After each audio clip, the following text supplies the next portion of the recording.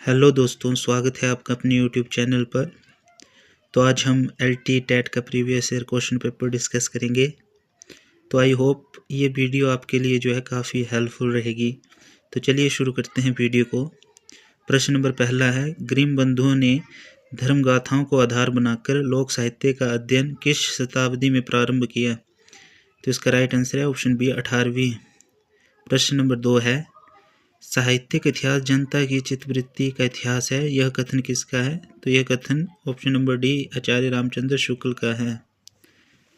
प्रश्न नंबर 3 है, भारतीय आर्य भाषाओं को काल की दृष्टि से कितने वर्गों में विभाजित किया जा सकता है?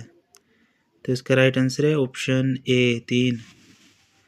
प्रश्न नंबर 4 है, गोरख जिगायो जोग भक्ति भगायो लोक, यह पंक्ति किस कवि की है? तो यह पंक्ति जो है ऑप्शन बी तुलसीदास की है। प्रश्न नंबर 5 है, कुमारपाल प्रतिबोध किसकी रचना है? तो इसका राइट आंसर है ऑप्शन सी सोमप्रभ सूरी। प्रश्न नंबर 6 है, अध्यापक पूर्व सिंह का निबंध कौन सा नहीं है?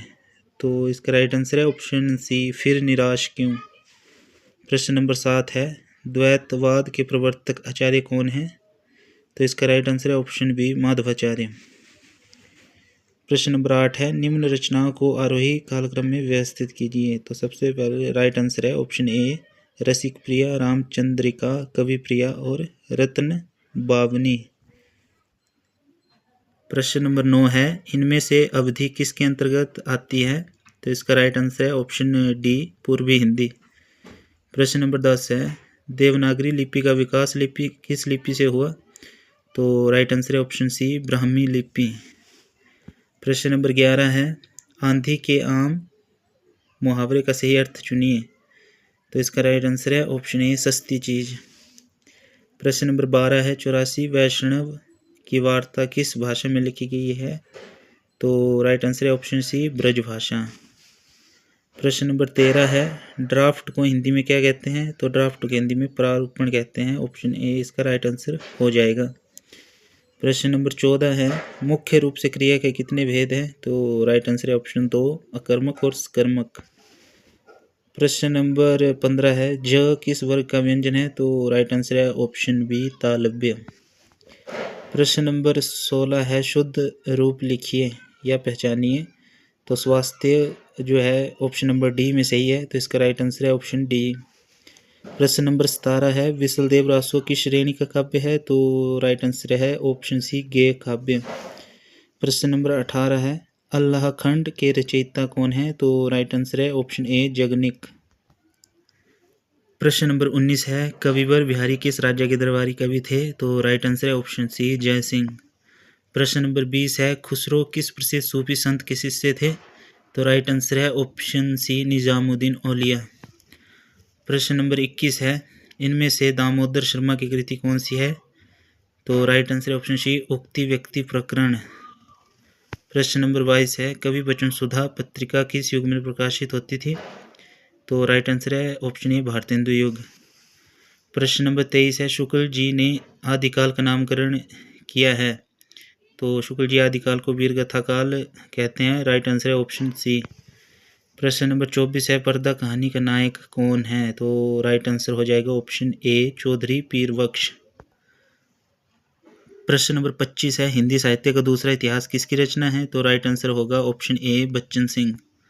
प्रश्न नंबर 26 है, लंबोदर किस समास का उदाहरण है? तो राइट आंसर है ऑप्शन ए बहुब्रीहि। प्रश्न नंबर 27 रसखान के काव्य का आलम्बन है? तो रसखान तो जो है वो कृष्ण भक्त थे, तो राइट आंसर हो जाएगा ऑप्शन सी। प्रश्न नंबर 28 है, कबीर शब्द का अर्थ है? तो कबीर का जो शब्द का जो अर्थ है वो है महान, तो राइट आंसर होगा ऑप्शन डी। प्रश्न नंबर 29 है, रामचरितमानस में कितने कांड है? तो राइट आंसर होगा ऑप्शन ए 7 कांड। प्रश्न नंबर 30 है, त्यागपत्र उपन्यास को किस कोटि में रखेंगे? तो इसका राइट आंसर है ऑप्शन बी मनोवैज्ञानिक आत्मकथात्मक। प्रश्न नंबर 31 है, प्रगतिशील लेखक संघ की अध्यक्षता प्रेमचंद ने कब की थी? तो राइट आंसर होगा ऑप्शन ए 1936। प्रश्न नंबर 32 है, अनुवाद का समानार्थक शब्द कौन सा है?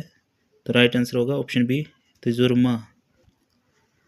प्रश्न नंबर 33 है लिप्यांतरण से क्या अभिप्राय है? तो लिप्यांतरण का अर्थ होता है लिपि परिवर्तन। ऑप्शन सी इसका राइट आंसर होगा। प्रश्न नंबर 34 है आधुनिक हिंदी साहित्य का आरंभ किस कवि के साहित्य से हुआ? तो राइट आंसर होगा ऑप्शन डी भारतेंदु हरिश्चंद्र। प्रश्न नंबर 35 है जिस भाषा से अनुवाद किया जाता है उसे क्या कहते हैं? तो उसे स्रोत भाषा कहते हैं। तो राइट आंसर होगा ऑप्शन बी। प्रश्न नंबर 36 है हिंदी साहित्य के किस रचनाकार को अंतर्राष्ट्रीय बुकर पुरस्कार 2022 मिला? तो इसका राइट आंसर है ऑप्शन ए गीतांजलि श्री। प्रश्न नंबर 37 है संचारी भावों की संख्या कितनी है? तो राइट आंसर होगा ऑप्शन बी 33। प्रश्न नंबर 38 है ब्रह्म समाज की संस्थापक कौन है? तो राइट आंसर होगा ऑप्शन ए राजा राममोहन राय। प्रश्न नंबर 39 है मुक्तिबोध का प्रथम प्रकाशित काव्य संग्रह कौन सा है? तो राइट आंसर है ऑप्शन ए चांद का मुंह टेढ़ा है। प्रश्न नंबर 40 है उपकार को भूलने वाला। तो उपकार को भूलने वाले के लिए एक शब्द है कृतधन। प्रश्न नंबर 41 है अंगद कपाम निबंध के रचयिता हैं। तो इसका राइट आंसर है ऑप्शन ए श्री लाल शुक्ल। प्रश्न नंबर 42 है फीचर किस प्रकार की विधा मानी जाती है? तो राइट आंसर है ऑप्शन बी विषय प्रधान। प्रश्न नंबर 43 है यशपाल का पहला कहानी संग्रह पिंजरे की उड़ान कब प्रकाशित हुआ? तो राइट आंसर है ऑप्शन डी 1939 ईस्वी में। प्रश्न नंबर 44 है प्रभा खेतान ने किस विषय में स्नातकोत्तर उपाधि प्राप्त की? तो राइट आंसर है ऑप्शन सी दर्शन शास्त्र। प्रश्न नंबर 45 है घासीराम कोतवाल नाटक मूलतः किस भाषा में लिखा गया था? तो राइट आंसर होगा ऑप्शन सी मराठी। प्रश्न नंबर 46 है आचार्य शुक्ल के निबंध संग्रह का नाम क्या है? तो राइट आंसर होगा ऑप्शन सी चिंतामणि। प्रश्न नंबर 47 है किस भारतीय विद्वान ने अनुवाद और भाषांतर को प्राय शब्द माना है? तो राइट आंसर होगा option C doctor Bholanath Tiwari. प्रश्न नंबर 48 है संस्कार उपन्यास के रचयिता है। तो राइट आंसर होगा ऑप्शन ए यू आर अनंत मूर्ति। प्रश्न नंबर 49 है महादेवी वर्मा को 1956 में कौन सी राष्ट्रीय उपाधि दी गई? तो पद्म भूषण। ऑप्शन बी इसका राइट आंसर होगा। प्रश्न नंबर 50 है हजारी प्रसाद द्विवेदी का देहांत कब हुआ था? तो 1979 ईस्वी में। राइट आंसर होगा ऑप्शन ए। प्रश्न नंबर 51 है काल के आरोही क्रम में व्यवस्थित कीजिए। तो इसका राइट आंसर होगा ऑप्शन डी पहले रीतिकाल फिर भारतेंदु युग फिर छायावाद फिर प्रयोगवाद। प्रश्न नंबर 52 है निम्नलिखित रचनाओं को रचनाकाल के आरोही क्रम में व्यवस्थित कीजिए। तो राइट आंसर होगा ऑप्शन सी पहला चंदायन फिर मृगावती फिर पद्मावत फिर अनुराग बांसुरी। प्रश्न नंबर 53 है रुकोगी नहीं राधिका शेष यात्रा की उषा प्रबंधा की किस विधा की रचनाएं हैं? तो राइट आंसर होगा ऑप्शन ए उपन्यास। प्रश्न नंबर 54 है निम्नलिखित पंक्तियों को रचनाकारों से सुमेलित कीजिए और सही विकल्प का चयन कीजिए। तो इसका राइट आंसर होगा ऑप्शन ए की जो है वो रवि शशि नखत दिहई ओ ही ज्योति। तो ये पंक्ति है जायसी की। ऑप्शन बी जो है प्रभ जी तुम धनवन हम मोरा। तो ये पंक्ति है रैदास की। प्रश्न नंबर सी है काहे को नीली तो कुमिहालनानी। तो इसका राइट ये जो है कबीर की पंक्ति है। और जो डी है अजगर करे न चाकरी। तो ऑप्शन नंबर 2 मालुकदास जी की है। प्रश्न नंबर 56 है भ्रमर गीत का मूल प्रेरणा स्रोत कौन सा पुराण है? तो ऑप्शन सी श्रीमद् भगवत पुराण। प्रश्न नंबर 57 है पुष्टि मार्ग का संबंध किस संप्रदाय से है? तो राइट आंसर है ऑप्शन बी वल्लभ संप्रदाय। प्रश्न नंबर 58 है निम्नलिखित सूची को सम्मिलित कीजिए। तो कवि का नाम और जीवन काल को जो है सम्मिलित करना है। तो सूरदास का जन्म समय जो है जीवन काल जो है 1478 से 1583। नंददास का है 1533 से 1583। मीरा का है 1533 से 1618 और रसखान का है 1533 से 1618। तो इसका जो राइट आंसर है ऑप्शन ए होगा। प्रश्न नंबर 59 है तानसेन के गुरु कौन से आचार्य माने जाते हैं? तो इसका राइट आंसर होगा ऑप्शन ए स्वामी हरिदास। प्रश्न नंबर 60 है मीरा का अंतिम समय किस मंदिर में व्यतीत हुआ? तो ऑप्शन डी रणछोड़ मंदिर। प्रश्न नंबर 61 है दुल्हा राम सिय दुल्ही री पंक्ति तुलसी की किस काव्य की है? तो जो गीतावली है, ऑप्शन बी इसका राइट आंसर होगा। तो प्रश्न नंबर 62 है, रामानंद के गुरु का नाम बताइए। तो रामानंद के गुरु का नाम जो है वो है राघवानंद, ऑप्शन ए इसका राइट आंसर होगा। प्रश्न नंबर 63 है, रामावत संप्रदाय के प्रवर्तक इनमें से कौन है? तो ऑप्शन बी रामानंद है। प्रश्न नंबर 64 है, इन कवियों को कालक्रम के अनुसार आरोही क्रम में व्यवस्थित कीजिए। तो ऑप्शन बी इसका राइट आंसर होगा। ईश्वरदास, तुलसीदास, केशवदास, फिर नाभादास। प्रश्न नंबर 65 है, इनमें से स्वयंभू द्वारा रचित रामकथा कौन सी है? तो ऑप्शन ए पठमचारियु। प्रश्न नंबर 66 है,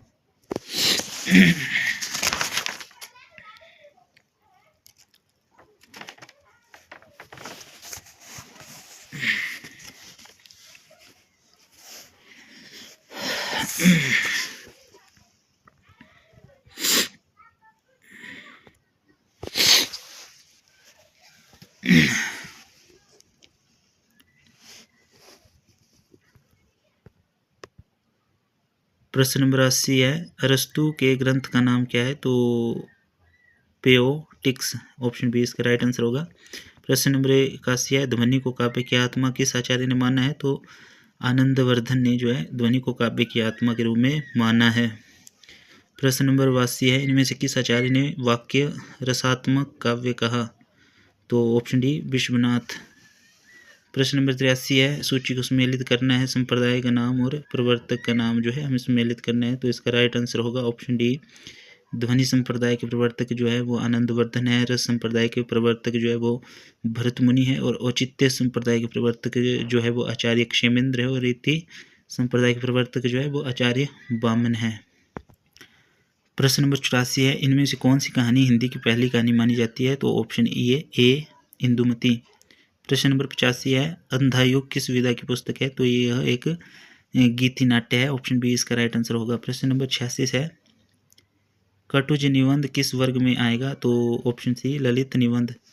प्रश्न नंबर 87 है, श्रृंखला की कड़ियाँ किसकी कृति है? तो ये जो है महादेवी वर्मा की कृति है। प्रश्न नंबर 88 है, संसद से सड़क तक के रचयिता जो है वो है धूमिल, ऑप्शन ए इसका राइट आंसर होगा। प्रश्न नंबर 89 है, उपमेय में अपमान की संभावना होने पर कौन सा अलंकार होता है? तो उत्प्रेक्षा अलंकार, ऑप्शन डी होता है। प्रश्न नंबर 90 है, अनलंकृति पुनः क्वापी कथन किस आचार्य का है? तो आचार्य मम्मट, ऑप्शन ए इसका राइट आंसर होगा। प्रश्न नंबर 91 है, प्रिय प्रवास किस युग की रचना है? तो ये जो है द्विवेदी युग की रचना है। प्रश्न नंबर 92 है, इनमें से मनोविश्लेषणवादी उपन्यासकार हैं? तो उपरोक्त सभी राइट आंसर होगा, ऑप्शन डी। प्रश्न नंबर 93 है, वैद्यनाथ मिश्र इनमें से किसका पुराना नाम है? तो ऑप्शन ए होगा, नागार्जुन का जो वैद्यनाथ मिश्र नाम जो है वो नागार्जुन का है। प्रश्न नंबर 94 है, अवारा मसीहा किसकी जीवनी है? तो ऑप्शन बी शरत चंद्र। प्रश्न नंबर 95 है, मैला अंचल किस प्रकार का उपन्यास है? तो यह एक आंचलिक उपन्यास है।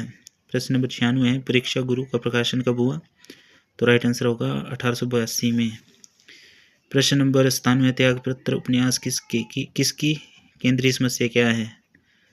तो त्यागपत्र उपन्यास की केंद्रीय समस्या जो है वह है ऑप्शन बी नारी शोषण।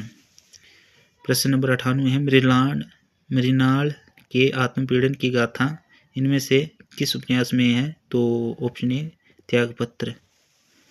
प्रश्न नंबर 99 है, प्रेमचंद का कौन सा उपन्यास कृषक जीवन का महाकाव्य कहा गया है? तो ऑप्शन डी गोदान। प्रश्न नंबर 100 है, वापसी कहानी की लेखिका कौन है? तो option B Usha Priyamvada. I hope आपको ये वीडियो अच्छी लगी होगी। तो जय हिंद, जय भारत।